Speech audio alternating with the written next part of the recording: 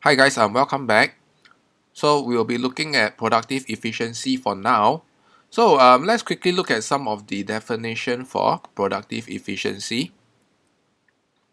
So from a society's point of view, okay, it simply means that you are producing at the minimum point of your LRAC. Okay, has to be long run. Okay, and this is what we talk. This is what we refer to our minimum efficiency scale. Okay, you are producing at your LRAC, the minimum point. Alright, so I just want you all to quickly recap out of the four market structure, which market structure is actually producing at the minimum point in the long run. Okay, so this is a food for thought that I want you to think through before I disclose the answer later.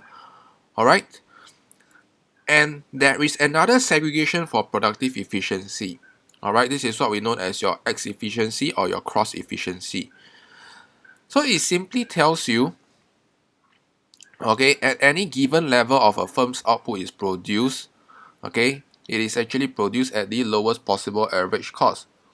Okay, so please cancel this, there's a typo here.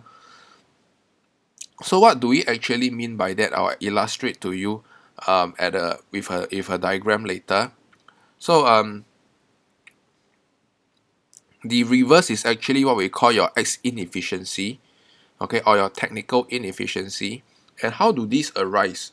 Okay, these arise when there is little incentive for firms to reduce redundant worker to cut costs. Okay, so probably in a monopoly, okay, they are actually earning super normal profit already. Okay, so in this case, the firms may find it they are not incentivized to reduce costs further because they are already the biggest firm. They are already they already own the largest market share. Okay, and lack of competition, okay, because of the fact that they are a monopoly, they do not have competitors. Okay, so they actually use inefficient production methods. Okay, and because of substantial barriers to entry, okay, no competition means that they can afford to use inefficient production methods to produce. And the management, okay, because of the fact that they know they have substantial market power, they know that the government will protect the monopoly status. So same thing, the management will actually lack of innovation, okay, and they will also lack of motivation to cut costs, to actually come out with good products, okay, and this actually is no good for the firm in the long run. All right, so let's look at the diagram here. All right, so this is the lowest AC attainable or possible. Okay, but if you leave it to x-inefficient firm or cross-inefficient firm, okay, what happens is they are going to be producing at a higher actual cost. Okay, so what happens is this gap, okay, actually denotes the cross-efficiency.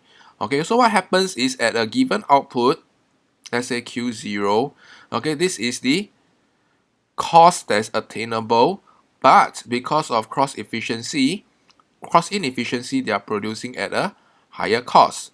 Okay, so at every output or at any output, okay, you're going to be producing at a higher cost. Okay, so being x efficient, it tells you that at any given output, you should be producing at the lowest possible average cost curve. Okay, but being x inefficient, okay, at this particular output, okay, you are going to incur a higher cost of production. All right, and who actually came up with this idea to torture you all or study to make you all study this? Okay, this is actually by this American Jewish economist, okay, called Mr. Harvey Lebenstein. Okay, and unfortunately he is no longer around. Okay, but nonetheless, still pay respect to him. All right, so the key catch here is actually for productive efficiency, the key criteria or what we usually use is this one. Okay, in diagram form. Okay, this is the more important one. Okay, so if you have time, okay, then you bring in cross-efficiency. If you do not have time, okay, stick to this one, all right, because this is easier, all right, to illustrate using diagram.